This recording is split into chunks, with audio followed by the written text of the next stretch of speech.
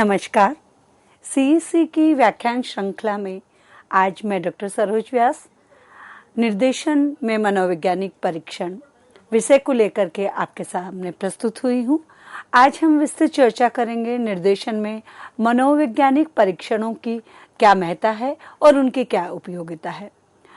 जब हम निर्देशन या परामर्श की बात करते हैं तो निर्देशन और परामर्श में हमेशा किसी भी समस्या या किसी भी असुविधा, किसी भी उलझन को सुलझाने के लिए की जाती है और उसके लिए एक सटीक और सही दिशा में निर्देशन और परामर्श देने के लिए विभिन्न प्रकार के मनोवैज्ञानिक परीक्षणों की बात की जाती है।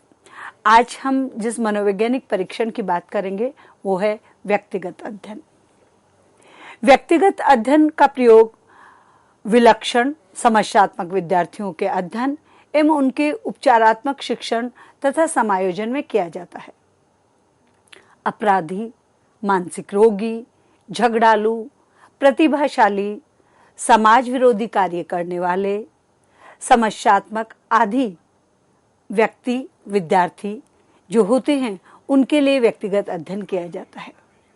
विद्यार्थी की विलक्षणता और समस्या का कारण उसके भौतिक, पारिवारिक और सामाजिक वातावरण से होता है। विद्यार्थी अपनी पूर्वगत परिस्थितियों तथा अनुभवों के कारण विलक्षण व्यवहार करने लगता है। हम यहाँ बार बार बात कर रहे हैं विलक्षण की। विलक्षण और जो हमारा समस्यात्मक होता है दोनों प्रकार का हो सकता है। जब हम व्यक्तिगत अध्ययन करते हैं तो किसी अति प्रतिभाशाली जो हमारा विद्यार्थी है, कोई व्यक्ति है, उसके लिए भी किया जा सकता है और मंद बुद्धि के लिए भी किया जा सकता है। किसी तरह का, जैसा कि अभी मैंने पूर्व में आपसे कहा कि मान लीजिए कोई मानसिक रोगी है, कोई झगड़ालू है, अपराधी प्रवृत्ति का है, प्रतिभाशाली है या समाज विरोधी कार्य करने वाला व्यक्ति है, इनके लिए हम व्यक्तिगत अध्ययन करते हैं। बालक, व्यक्ति, विद्यार्थी, इन सब के विलक्षण व्यवहार के वास्तविक कारण को जानने के लिए उसके जीवन इतिहास का अध्ययन किया जाता है तथा उसके माता पिता, उसके भाई बहन, पड़ोसियों, संबंधियों, मित्रों, शिक्षकों आदि से उसके द्वारा पूर्वकृत क्रियाकलापों के संबंध में विस्तृत जानकारी एकत्रित की जाती है। अर्थात कि उससे जुड़े हुए जितने भी लोग हैं, जैसे उसके अभिभावक है, माता पिता है, भाई बहन है, पड़ोसी है, संबंधी है, मित्र है, शिक्षक है, सहपाठी है, उनसे ये जानने की कोशिश की जाती है कि उसका पूर्वकृत क्रियाकलाप कैसे थे, व्यवहार कैसा था या वो किस तरह की गतिविधियों में शामिल रहा है। व्यक्ति के वंशानुक्रम यानी उसका जो वंश है उसका अनुक्रम के अनुसार संवेगात्मक विकास, रुचियों एवं अनुभवों से संबंधित सूचनाओं को एकत्रित करके शैक्षिक मनोवैज्ञानिक उन कारणों की खोज करता है जिसके कारण बालक, व्यक्ति और विद्यार्थी के व्यवहार में विलक्षणता की समस्या उत्पन्न हुई है। अतः व्यक्तिगत अध्ययन विधि का उद्देश्य उन कारणों का निदान करना है जो उस व्यक्ति को किसी विशिष्ट प्रकार का व्यवहार करने के लिए बाध्य करती है। अर्थात व्यक्तिगत जो हमारा अध्ययन है उसके उद्देश्य क्या है उसका, कि उन कारणों का जानना जिसके कारण उसका व्यवहार, उसका आचरण, उसकी भाषा, उसकी गतिविधियां, उसके क्रियाकलाप भिन्न हो गए हैं, जो या तो बहुत ही विलक्षण होते हैं या बहुत ही समस्यात्मक होते हैं। इन विशिष्ट प्रकार के व्यवहार को जानने के लिए बाध्य करते हैं। अब हम बात करेंगे कि शिक्षा शब्दकोश उसने व्यक्तिगत अध्ययन के बारे में क्या कहा है। देखिए, प्रत्येक व्यक्ति का अपना एक विचारधारा होती है, एक अपनी सोच होती है और वो अपनी सोच के अनुसार किसी भी शब्द, किसी भी विषय को परिभाषित करता है। तो जब हम निर्देशन में व्यक्तिगत अध्ययन की मनोवैज्ञानिक विधि की बात कर रहे हैं तो हम शिक्षा शब्दकोश ने व्यक्तिगत अध्ययन के बारे में क्या कहा है इस पर विचार करेंगे। व्यक्तिगत अध्ययन विधि के अर्थ को स्पष्ट करते हुए शिक्षा शब्दकोश में लिखा गया है, व्यक्तिगत अध्ययन विधि निदानात्मक एवं उपचारात्मक प्रणाली है जिसमें बालक के इतिहास, उसकी ग्रह दशाओं और अन्य प्रभावों के ज्ञान की जानकारी प्राप्त करने के लिए तथा किसी अन्य विषय पर प्रकाश डालने के लिए व्यक्ति के समयक अन्वेषण पर आधारित है, जो उसके कुसमायोजन अथवा व्यवहारिक कठिनाइयों का कारण हो सकता है। ऐसा शिक्षा शब्दकोश में लिखा गया है। अर्थात निदानात्मक और उपचारात्मक, यानी जो उसकी समस्या है, उसका कुसमायोजन है और या उसमें विलक्षणता है, उस विलक्षणता, उस कुसमायोजन और उस समस्या को केंद्र में रख करके उसके निदान और उसके उपचार की प्रणाली है व्यक्तिगत अध्ययन। अगर हम संक्षिप्त में इसको समझना चाहें तो शिक्षा शब्दकोश में ऐसा लिखा गया है।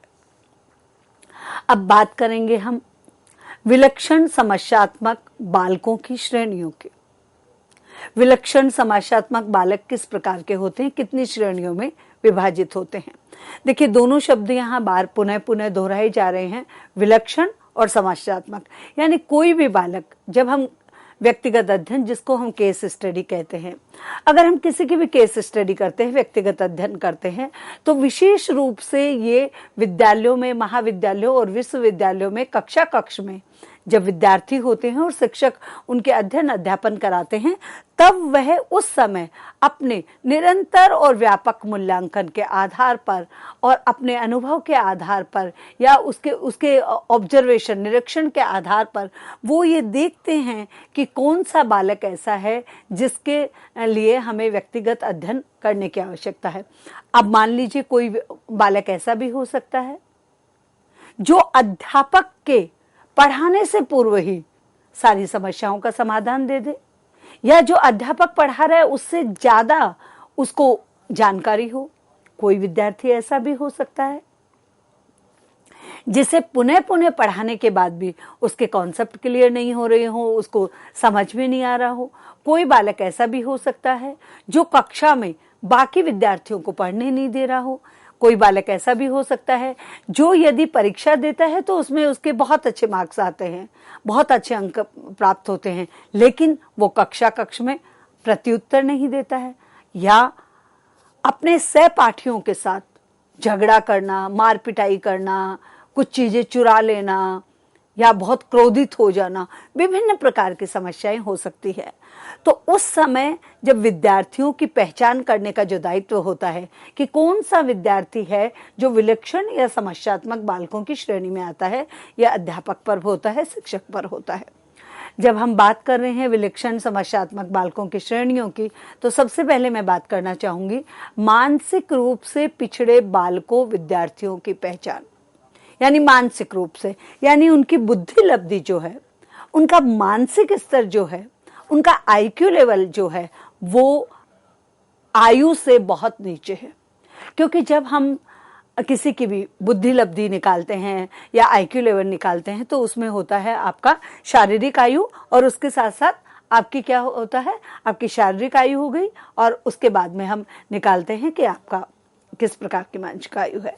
तो उसमें आप मानसिक रूप से, यानी जिनकी बुद्धि लब्धि औसत से कम होती है, उन्हें हम मानसिक रूप से पिछड़े हुए बालकों, विद्यार्थियों की श्रेणी में लेके आते हैं। उन्हें पुनः पुनः बार बार में पुनरावृत्ति करने के बाद भी, विभिन्न विधियों के द्वारा समझाने के बाद भी, जब वह किसी विषय को, किसी बिंदु को आत्मसात नहीं कर पाते हैं, समझ नहीं पाते हैं, तो ऐसे विद्यार्थियों को हम मानसिक रूप से पिछड़े बालकों की श्रेणी में लेके आते हैं। बाल अपराधियों की पहचान। कक्षा में बहुत सारे हमारे विद्यार्थी ऐसे होते हैं कि अनायास ही मार पिटाई करते हैं, उनके हाथ बहुत चलते हैं। मान लीजिए किसी की पिटाई कर देना, किसी को मार देना, किसी के हाथ पैर तोड़ देना, किसी को धमकी देना, कक्षा में अनुशासनहीनता करना, ये सारी चीजें बाल अपराधी। या फिर छोटी छोटी चोरियां कर लेना, किसी को आहत कर देना, ये सारी है तो उनकी पहचान करना। फिर आता है प्रतिभाशाली बालकों की पहचान। जब अभी हम चर्चा कर रहे थे तो मैंने आपको बताया था प्रतिभाशाली बालकों की पहचान, जो अध्यापक यदि कोई शब्द देता है तो सब शब्द का वो वाक्य बनाने में सक्षम होता है। अध्यापक कोई वाक्य देता है तो उसका पैराग्राफ अपने आप बना लेता है, या कभी कभी अध्यापक के पास जो ज्ञान है उससे एडवांस यानी उससे आगे बढ़ करके टेक्नोलॉजी भी हो सकती है, किसी अवेयरनेस भी हो सकती है किसी विषय की। ऐसे बालक, जैसे कि अभी हम देख रहे हैं कि कोई विद्यार्थी ऐसे हो जिसको अक्षर से जो भी उसके पाठ्य पुस्तक में हो वो पहले से ही याद है, तो ऐसे बालकों को हम प्रतिभाशाली बाल, और खेलकूद में भी हो सकते हैं, डिबेट में भी हो सकते हैं, वाद विवाद में भी हो सकते हैं, कोई और भी कौशल उनके पास हो सकता है। ऐसे विद्यार्थी प्रतिभाशाली बालकों की में आते हैं और उनकी पहचान की जाती है। पिछड़े बालकों विद्यार्थियों की पहचान के लिए परीक्षण। अब ये तो हमने कहा कि कैसे हम करेंगे, उनकी श्रेणियां कौन कौन सी है। एक तो हो गया मानसिक रूप से पिछड़े हुए, दूसरे हो गए बाल अपराधी और तीसरे हो गए प्रतिभाशाली। अब ये जो मानसिक रूप से पिछड़े हुए, बाल अपराधी और तीसरे हमने बात करी प्रतिभाशाली, इन विद्यार्थियों की पहचान कैसे की जाए। मैंने आपसे कहा कि निरंतर मूल्यांकन के आधार पर, निरंतर निरीक्षण के आधार पर, सतत और निरंतर मूल्यांकन के आधार पर, अनुभव के आधार पर अध्यापक अध्यापिकाएं अपनी कक्षा के जो विद्यार्थी हैं जिनको वो पढ़ाते हैं, अधिगम करवाते हैं, उनमें से वो छांटते हैं। लेकिन जब हम मनोवैज्ञानिक परीक्षण की बात कर रहे हैं और मनोवैज्ञानिक परीक्षण में भी हम मानकीकृत परीक्षण की बात कर रहे हैं जिसे मान्यता प्राप्त हो, तो ऐसे में हम कैसे पहचानेंगे, उसके लिए कौन कौन से परीक्षण है उस पर बात कर रहे हैं। सबसे पहले है सामूहिक परीक्षण, यानी सामूहिक समूह में कुछ विद्यार्थियों का परीक्षण किया जाए। फिर है उपलब्धि परीक्षण, उनकी का कक्षा टेस्ट होता है, इकाई टेस्ट होता है, उसके बाद में इकाई के बाद में अर्धवार्षिक परीक्षा होती है, वार्षिक परीक्षा होती है, मौखिक परीक्षा होती है, प्रयोगात्मक परीक्षा होती है, विभिन्न प्रकार की एक्टिविटी होती है, विभिन्न प्रकार की पाठ्य सहगामी कार्यक्रम होते हैं और क्रियाएं होती है। उनमें उनकी जो उपलब्धि है उसके आधार पर परीक्षण किया जाता है। और फिर आता है व्यक्तिगत बुद्धि का परीक्षण, जो हम बुद्धि लब्धि की बात कर रहे हैं कि इंडिविजुअल उसकी बुद्धि लब्धि कितनी है। तो इस प्रकार से हम सामूहिक परीक्षण, उपलब्धि परीक्षण और व्यक्तिगत बुद्धि परीक्षण, इसके आधार पर हम पिछड़े बालकों और विद्यार्थियों की पहचान कर सकते हैं। सामूहिक जब समूहों में हम करते हैं तो हमें पता चलता है समूह में कि कितने प्रतिशत विद्यार्थी हैं जो औसत श्रेणी में आ रहे हैं, कितने औसत से ऊपर हैं और कितने उससे नीचे आ रहे हैं। यानी कौन से मूड बुद्धि वाले विद्यार्थी हैं, मंद बुद्धि वाले विद्यार्थी हैं। उपलब्धि मैंने आपको जैसा कि बताया, विभिन्न प्रकार की परीक्षाएं, विभिन्न प्रकार के परीक्षण और विभिन्न प्रकार की गतिविधियों के आधार पर जो अंक वो प्राप्त करते हैं उसके आधार पर किया जा सकता है। और फिर व्यक्तिगत यानी इंडिविजुअल की व्यक्तिगत बुद्धि का परीक्षण किया जाता है, तब पहचान होती है। अब ये तो हमने बात कर ली कि जो हमारे विलक्षण और समस्यात्मक बालक हैं उनके लिए व्यक्तिगत अध्ययन किया जाता है और उस व्यक्तिगत अध्ययन में हम कैसे उनको आइडेंटिफाई करते हैं और कौन कौन सी विधि के अनुसार उनको हम चिन्हित करते हैं कि ये विद्यार्थी इसकी मानसिक जो बुद्धि है वो मंद बुद्धि विद्यार्थी है, या फिर हम ये देखते हैं कि वो बाल अपराधी है, या हम ये देखते हैं कि प्रतिभाशाली है। अब हमारे सामने एक और प्रश्न उपस्थित होता है कि पिछड़ेपन के कारण क्या हो सकते हैं। हम कह तो देते हैं कि कोई भी बालक ये मंद बुद्धि है, पिछड़ा हुआ बालक है, इसके मानसिक बुद्धि कम है, कुछ भी कह देते हैं, लेकिन ऐसा होने के पीछे कारण क्या है। जब तक हम इन कारणों पर चर्चा नहीं करेंगे, इन कारणों को नहीं जानेंगे, तो हम फिर उसका कोई उपचारात्मक और निदानात्मक, जैसे कि मैंने अभी आपको बताया कि शिक्षा शब्दकोश में लिखा हुआ है कि व्यक्तिगत अध्ययन का जो मुख्य उद्देश्य है वो है कि उस विलक्षण या समस्यात्मक जो बालक है उसके उस विलक्षणता या उस समस्या के कारणों का निदानात्मक और उपचारात्मक निदान करना। तो अब हम पिछड़ेपन के जो कारण हैं उनको जानना भी बहुत आवश्यक है। सबसे पहले आता है शारीरिक कारण पिछड़ेपन का। शारीरिक रूप से जब कोई बालक या बालिका या विद्यार्थी स्वस्थ नहीं होता है या शारीरिक रूप से विकलांग होता है, या शारीरिक कोई उसमें कमी होती है, तो उसमें हीन भावना भी आ जाती है, और उस हीन भावना के कारण वो पिछड़ने लगता है, या उसकी मान लीजिए कि उसकी कर्णेंद्रियां काम नहीं कर रही हैं, उसकी नेत्र शक्ति कम है, उसको दिखाई अच्छे से नहीं देता है, उसको सुनाई अच्छे से नहीं देता है, उसको बोलने में कठिनाई होती है, उसकी जिह्वा में कोई विकार है तो वो तुतला के बोल रहा है, हकला के बोल रहा है, उसके मान लीजिए पोलिया है, उसको मान लीजिए कि उसके हाथ पैर कमजोर हैं, मान लीजिए वो शारीरिक रूप से अपनी आयु के अनुसार उसका विकास नहीं हो रहा है, तो इन कारणों से भी वो पिछड़ जाता है। तो एक तो सबसे बड़ा कारण है, जब भी हम शिक्षा की बात करते हैं तो सदैव हम ये बात करते हैं कि शिक्षा में भी सबसे पहले कौन सा विकास? शारीरिक विकास। ऐसे ही पिछड़ेपन का जो कारण है वहाँ भी सबसे पहला कारण एक तो शारीरिक कारण हो सकता है, शारीरिक विकलांगता हो सकती है, शारीरिक असमता हो सकती है, कुछ भी हो सकता है। दूसरा है मानसिक कारण। मानसिक रूप से मान लीजिए कि कोई बालक जो है वो मानसिक रूप से उसकी बुद्धि लब्धि जन्म से ही नहीं है, वो जन्म से ही मानसिक रूप से कम, उसको समझ में कम आता है, वो जल्दी चीज़ों को आत्मसात नहीं कर पाता है, उसमें हीन भावना होती है, तब भी वो मानसिक कारण होता है। अब मानसिक कारण में भी बहुत सारे कारण हो सकते हैं। उसके मानसिक कारण के पीछे उसका पारिवारिक कारण भी हो सकता है, व्यक्तिगत कारण भी हो सकता है, सामाजिक कारण भी हो सकता है, आर्थिक कारण भी हो सकता है, भौगोलिक कारण भी हो सकता है, और कोई व्याधि भी हो सकती है। तो ये मानसिक कारण भी पिछड़ेपन का कारण होता है। आगे बढ़ते हैं। वातावरण संबंधी कारण। वातावरण पिछड़ेपन का, पारिवारिक एवं विद्यालय वातावरण।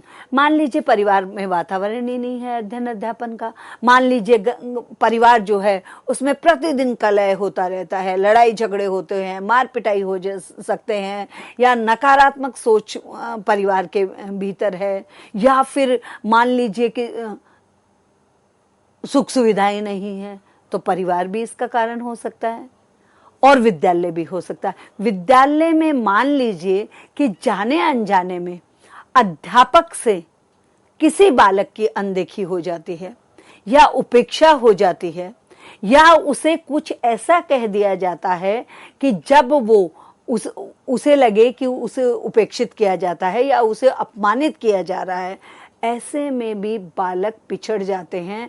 उनका शिक्षा से और अपने जीवन से और अपनी प्रगति से और अपने विकास से उनका मोह भंग हो जाता है, और विद्यालय में अध्यापक और उसके सहपाठी कोई भी इसका कारण हो सकते हैं कि उसको वातावरण ऐसा मिले जिसके कारण वो पिछड़ता चला जाता है।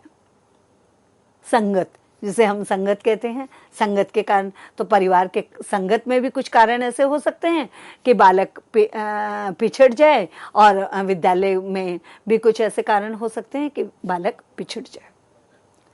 सामाजिक एवं सांस्कृतिक कारण। समाज में सामाजिक और सांस्कृतिक, हमारी सांस्कृतिक परंपराएं हैं, हमारी सांस्कृतिक रूढ़ियां हैं, हमारे सांस्कृतिक रीति रिवाज हैं, ये सारी चीजें, और हमारा सामाजिक दृष्टिकोण जो है उसके कारण भी बालक पिछड़ जाता है। समाज में कुछ वर्ग ऐसे हैं जिनमें अति प्रतिभाशाली होते हुए भी कुछ जो संवेदनशील बालक और बालिकाएं होते हैं, वो अपनी जाति के कारण, अपने धर्म के कारण, अपने समुदाय के कारण, अपने वर्ग के कारण वो मन में हीन भावना और कुंठा से ग्रसित हो जाते हैं और वो पिछड़ जाते हैं। इसके अलावा भी अन्य कारण हो सकते हैं। अब आप सोच रहे होंगे कि अन्य कारण क्या हो सकते हैं।